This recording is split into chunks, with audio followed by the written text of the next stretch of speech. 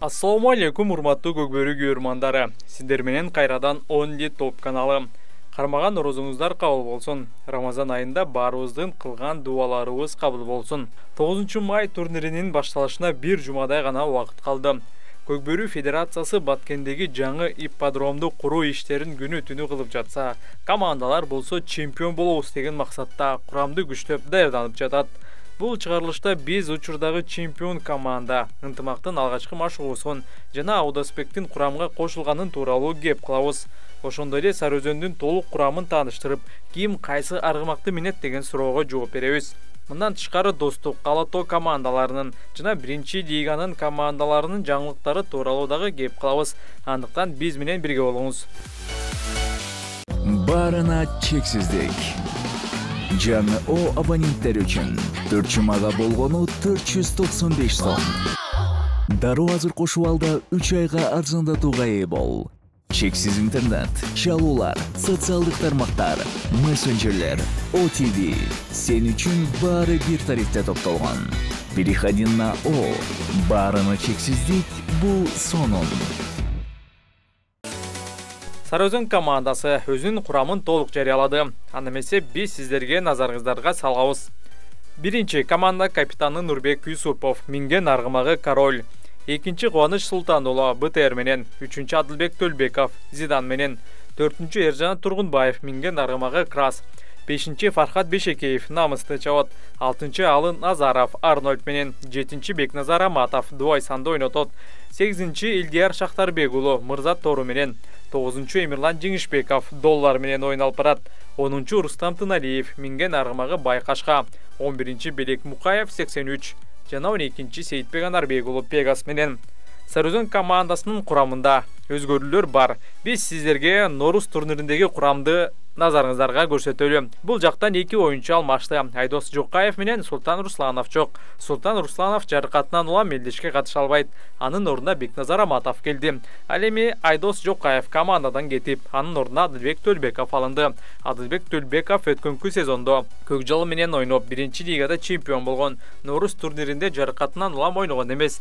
Ал эми Бекназар Аматов дагы Норус турниринде ойногон эмес. Бирок буга чейин ал жаш күч командасында дал ушул Дубай санды минген. Ал эми командадагы аттар тууралуу айта турган болсок, Сейитбек Анарбек уулу Пегасты минет, Рустам Тыналиев Байкашканы ойнотот, Эмирлан Жеңишбеков доллар менен ойналып барат.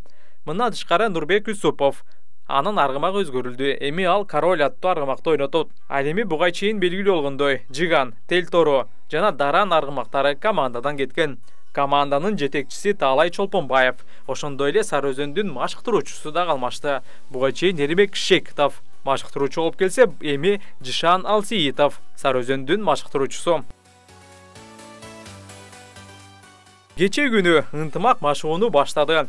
Машыгуу Чүй облусунун Жал айылында болуп өттү. Машыгуу алдында Талас Көкбөрү Федерациясынын президенти, Жогорку кеңештин депутаты Дастан Жумабеков агабыз оюнчуларга өз батасын берди. Биринчи машыгуусун командасы бүгүн баштап атабыз. Менимче жакшы өтсүн, өтө кырсыгы жок. Аман эсен. Андан кийин Кудай буйруса Баткен облусуна жөнөйбүз. 1-2 күндөн кийин жолубуз шыдыр болсун, жолдошубуз шыдыр болсун. Жигиттерибизге ден соолук каалаймын. Колдоочу демечилерге терең ыраазычылык билгиземин. Аман бололу, кармаган орубуз кабыл болуп, бүгүнкү оюнубуз аман эсин өтсүн.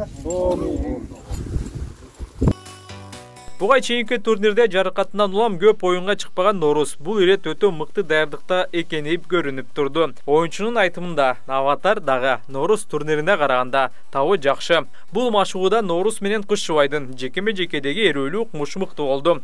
Норус турнириндеги ынтымактын курамын назарыңыздарда. Бул курамда бир гана өзгөрүү бар. Аудоспек Мырзабек уулу командага келди. Ал Нурлан Үзеевдин ордунда ойнойт.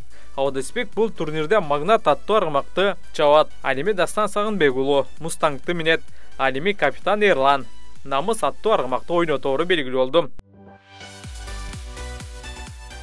Алато командасы дагы кече күнү Төлөйкан ат майданында ат менен болгон алгачкы машыгуусун өткөрдү. Азырынча бул командада эч кандай өзгөрүү жок. Норуздагы курам ошол бойдон калгандай. Эгер жаңылык болсо сөзсүз түрдө маалымат беребиз.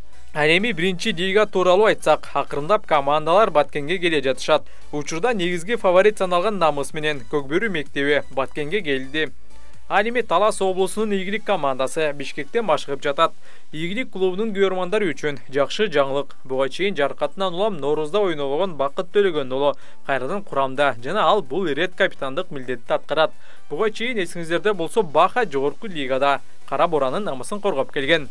Ал эми бүгүн Ош чергесиндеги ат майданда Алай командасы алгачкы ат менен машыгуусун өткөрүүдө. Урматтуу көрөрмандар, биздин каналга жазылууну унутпаңыздар.